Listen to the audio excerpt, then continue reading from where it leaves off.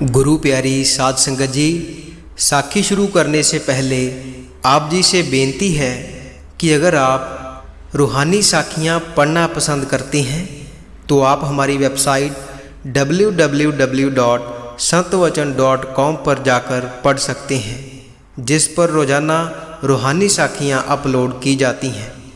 इस वेबसाइट का link video के डिस्क्रिप्शन में दिया हुआ है। गुरु प्यारी साध संगत जी, आज इस वीडियो में हमें पता चलेगा कि जो नाम की कमाई करते हैं, दिन रात नाम की कमाई में ही लीन रहते हैं, उन्होंने क्या क्या देखा है, क्या क्या जान लिया है, जो कि हमारे लिए जानना बहुत ही ज़रूरी है। साध संगत जी, वैसे तो नाम की कमाई करने वाले संत महापुरुष चुप ही रहते हैं। कभी कभी उनकी मौज होती है तो अपने शिष्यों को वह ज्ञान दे देते हैं जिसके काबिल हम नहीं भी होते। नाम की कमाई करने वाले महापुरुषों से ज्ञान प्राप्त होना एक बहुत ही सौभाग्य वाली बात होती है। तो वीडियो को पूरा सुनने की कृपालता करें जी। साध संगत जी, ये बातें एक कमाई वाले सत्संगी बुजुर्ग की हैं, जो कि मेरे दोस्त के दादाजी हैं। साध संगत जी, वह बहुत ही कमाई वाले जीव हैं। उनके परिवार वालों का कहना है कि यह दिन रात नाम की कमाई में ही लीन रहते हैं, भजन सिमरन में ही लीन रहते हैं। इन्हें किसी और चीज़ से कोई लेना देना नहीं।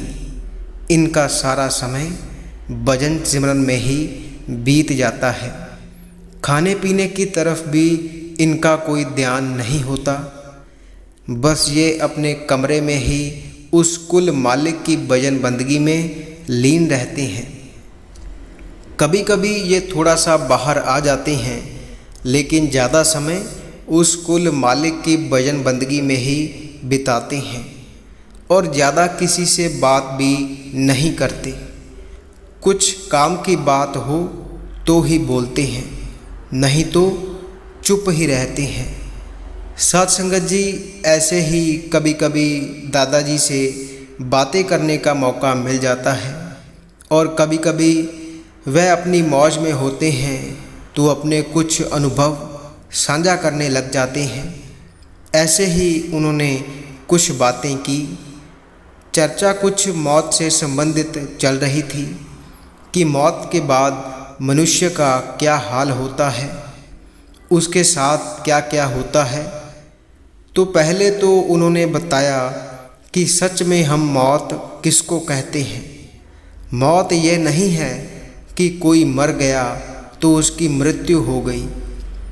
असल में सच्ची मृत्यु उस दिन होती है जब हम उस कुल मालिक की याद में नाम की कमाई में लीन हो जाएं और हमें अपनी शुद्ध बुद्ध ही नहीं रहे। उस दिन हमारी सच्ची मृत्यु होती है। ऐसे तो मरना जीना लगा ही रहता है, हमारा आना जाना लगा ही रहता है और लगा ही रहेगा। इस मृत्यु को हम मृत्यु नहीं कह सकते। असल में सच्ची मृत्यु वही है जब हमारी सुरत नाम के रंग में रंग जाए और हमें अपनी शुद्ध बुद्ध ही ना रहे और हमारा मन बिल्कुल शून्य हो जाए, शांत हो जाए, तब हमारी सच में मृत्यु होती है।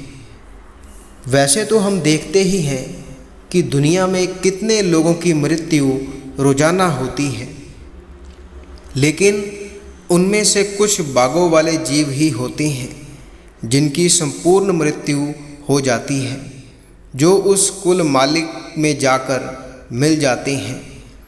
मौत के समय साधारण तौर पर हमारा शरीर छूटता है, लेकिन मन तो हमारा वैसे ही होता है। मन में तो वही सब कुछ पड़ा होता है जो हमने इकट्ठा किया है। उसकी मृत्यु होनी इतनी आसान नहीं है। हम जैसे ही अगले जन्म में जाते हैं या फिर अगली जूनी में जाते हैं, फिर से वही सब कुछ दोबारा से शुरू हो जाता है, क्योंकि मन हमारा मरा नहीं। मन वैसे का वैसा ही है, सिर्फ हमारा शरीर छूटा है। मन में जो पड़ा हुआ है वह अभी वैसे का वैसा ही है, लेकिन जो नाम की कमाई करते हैं, उसके नाम का सिमरन करते हैं, शब्द की कमाई करते हैं, उनका मन शांत हो जाता है, शून्य हो जाता है। और जब उनकी मृत्यु होती है, उनका शरीर भी छूट जाता है, मन से भी उनका छुटकारा हो जाता है और आत्मा उस कुल मालिक में जाकर मिल जाती है। लेकिन अगर बात साधारण जीवों की जाए तो उनका आना जाना लगा रहता है, क्योंकि मन से छुटकारा मिल पाना इतना आसान नहीं है।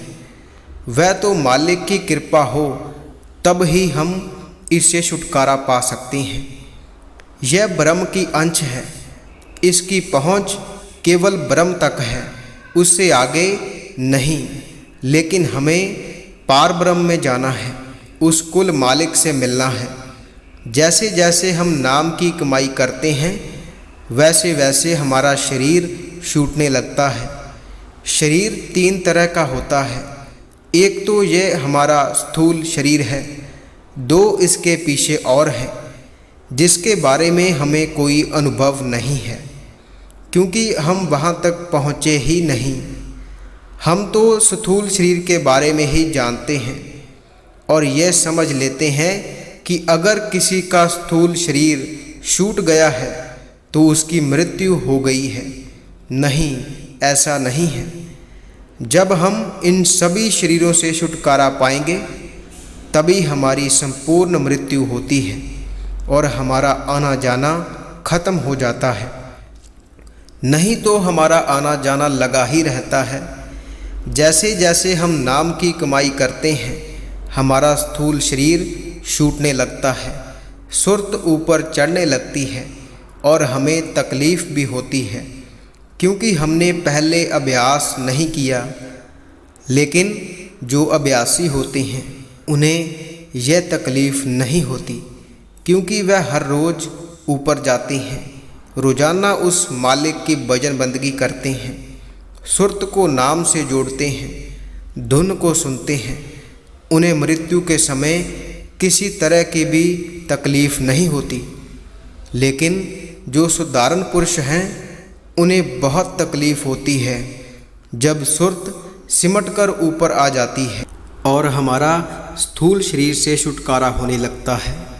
इसलिए तो कहा जाता है कि नाम की कमाई के लिए समय निकालो, सुरत को नाम से जोड़ो, दोनों आँखों के बीच सुरत को लेकर आओ, ताकि उस धुन को सुना जा सके और मृत्यु के समय हमें किसी तरह की भी कोई भी तकलीफ़ ना हो सके। लेकिन हम बातों को तो सुन लेते हैं, सत्संग सुन लेते हैं, लेकिन उसे अमल में नहीं लाते और जब अंतिम समय आता है तब हमारी चीखें निकलती हैं, क्योंकि सुरत सिमट कर ऊपर आती है।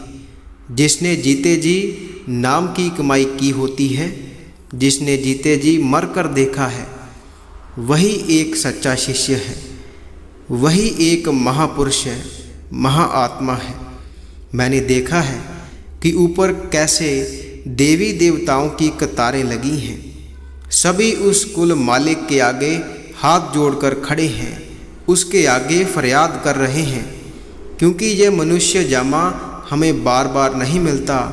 ये बहुत ही अनमोल है, ये बार बार नहीं मिलेगा। ये जामा हमें कुल मालिक की भजन बंदगी करने के लिए मिला है, उससे मिलाप करने के लिए मिला है।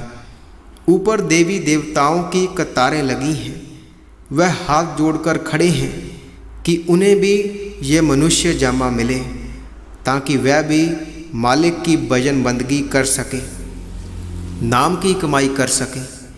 और जब जीव ऊपर जाता है, जब उसकी मृत्यु हो जाती है, तब ऊपर उसका हिसाब किताब होता है। उसका हिसाब किताब उसके किए गए कर्मों के हिसाब से किया जाता है कि इसे आगे कहाँ जाना है, कौन सी जूनी में जाना है। यह सब जीव के कर्मों पर निर्भर होता है। लेकिन जो नाम की कमाई करके जाते हैं, शब्द की कमाई करके जाते हैं, जो धुन को सुनकर जाते हैं, जिनकी पृथ्वी पर सुरत दिन रात उस कुल मालिक से जुड़ी रहती है, जब वह ऊपर जाते हैं, जब उनकी मृत्यु हो जाती है, वह मुक्त होते हैं, वह महापुरुष होते हैं। ऊपर सभी देवी देवता हाथ जोड़कर खड़े होते हैं, उस महापुरुष का स्वागत करते हैं, उस महाआत्मा का स्वागत करते हैं, जिसने नाम की कमाई की होती है, जिसने सुरत को नाम से जोड़ रखा होता है। उनका उसके दरबार में स्वागत किया जाता है, धूमधाम से स्वागत किया जाता है, बहुत ही मान आदर के साथ उनका स्वागत किया जाता है, क्योंकि वह महापुरुष होते हैं, नाम की कमाई कर कर उसके दरबार में जाते हैं। मालिक भी प्रसन्न हो जाता है और उन्हें अपनी शरण में ले लेता है। उनका आना जाना खत्म हो जाता है। लेकिन जिन्होंने नाम की कमाई नहीं की होती, जिन्होंने जीवन में सुरत को नाम से नहीं जोड़ा होता, उनका हाल बहुत ही बुरा होता है। यमदूत उन्हें घसीट घसीट कर लेकर जाते हैं। उनका हिसाब किताब किया जाता है। बहुत सारी मुश्किलों का उन्हें सामना करना पड़ता है। चीखें निकलती हैं और उस समय जीव को वहाँ पर पछतावा भी होता है कि मैंने अपना जीवन व्यर्थ कर लिया। उस समय वहाँ पर जीव बहुत ही पछताता है कि मैंने अपना मनुष्य जीवन व्यर्थ किया, मैंने कोई पुण्य का कार्य नहीं किया, मैंने नाम की कमाई नहीं की। उस समय वहाँ पर जीव रोता है, चिल्लाता है, कहता है कि मुझे एक मौका और दिया जाए। लेकिन जैसे सृष्टि का नियम है, होता वैसे ही है। जीव के कर्मों के आधार पर उसे अगला जन्म मिलता है, उसे अगली जून में डाला जाता है। इसलिए तो कहा जाता है कि 22 समय व्यर्थ मत गवाओ, जब भी समय मिले नाम की कमाई में लगाओ, शब्द की कमाई में लगाओ, सुरत को नाम से जोड़ो। अगर इस समय हमने संभाल कर ली, समय को संभाल लिया, नाम की कमाई कर ली, तब हमें वहाँ पर रोना नहीं पड़ेगा, वहाँ पर हमारी चीखें नहीं निकलेंगी, हमें पछताना नहीं पड़ेगा। वहाँ पर हमारा मान सम्मान के साथ स्वागत होगा।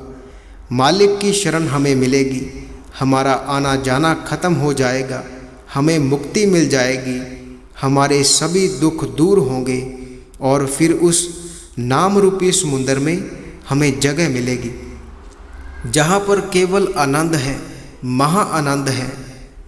सासंगत जी, यह ज्ञान उन्होंने अपनी मौज में आकर हमसे साझा किया और हमें लगा कि इसे आपसे भी साझा किया जाए, ताकि उस कुल मालिक का संदेश सभी साध संगत तक पहुंच सके और हमारा इस जन्म मरण के चक्कर से छुटकारा हो सके।